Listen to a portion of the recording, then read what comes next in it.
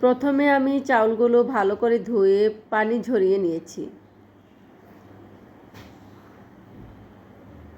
এখন আমি হালকা ব্লেন্ড করে নিব। সামান্য পরিমাণ ভাঙ্গা করে নিব, বেশি ভাঙ্গা করা যাবে না। চাউলটা ব্লেন্ড করা হয়ে গিয়েছে। এখন আমি দুধের মধ্যে দিয়ে দিচ্ছি।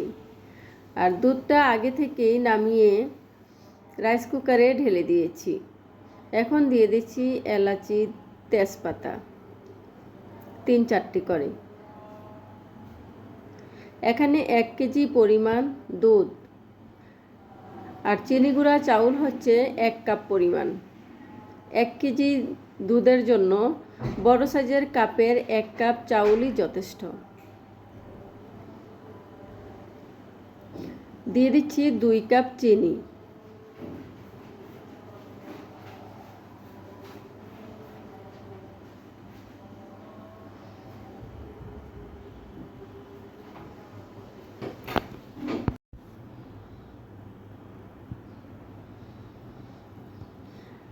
এখন ঢাকনা দিয়ে জাল করে নিব কিছুক্ষণ।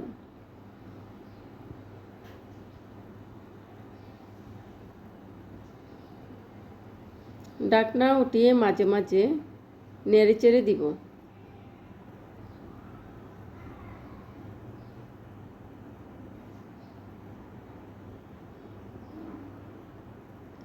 দশ মিনিটের মতো রান্না করেছি, এরকম হয়েছে। এইভাবে কিছুক্ষণ পরপর নেড়েচেড়ে দিব।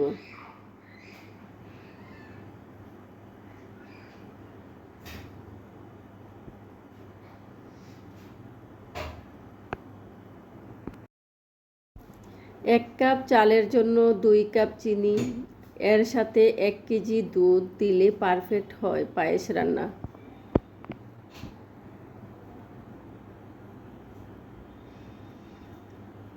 এখন আমি দিয়ে দেব বাদাম। বাদামগুলো ভাজা করে চূর্ণ করে রেখেছি। রুটি বেলার বেলুন দিয়ে একটু চূড়া করে দিয়েছি, ছোট ছোট করে দিয়েছি। বড় সাইজের বাদামগুলো দেখতে বেশি একটা ভালো লাগে না, এই জন্য। এখন দিয়ে দিচ্ছি কাজু বাদাম। কাজু বাদামগুলো একদম পাতলা পাতলা করে কেটে রেখেছি।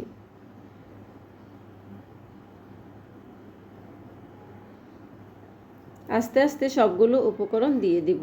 এখন দিয়ে দিব নারকেল। নারকেল দেওয়ার আগে একটু নেড়েচেড়ে দিচ্ছি।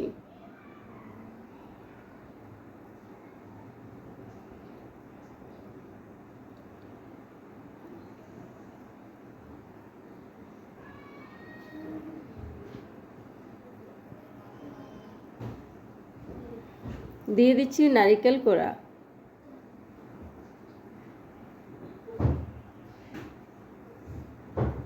আস্তে আস্তে জাল হচ্ছে আর বাকি উপকরণগুলো আস্তে আস্তে দিয়ে দিচ্ছি।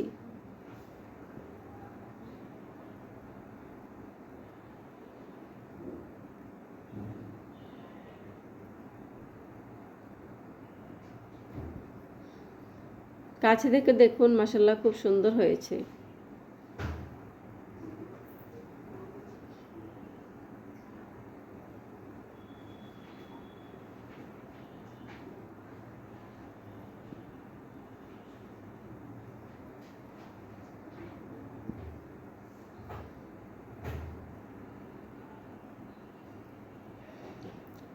রান্না প্রায় হয়ে গিয়েছে। এখন আমি একটা বাটিতে নিয়ে দেখাচ্ছি আপনাদেরকে।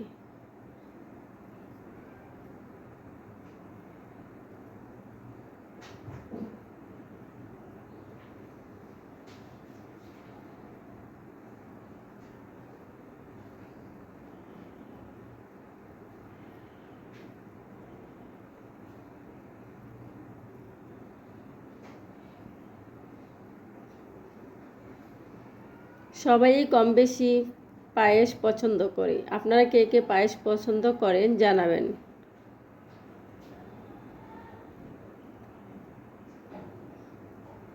সবাই ভালো থাকবেন, সুস্থ থাকবেন। আল্লাহ হাফেজ। আসসালামু আলাইকুম।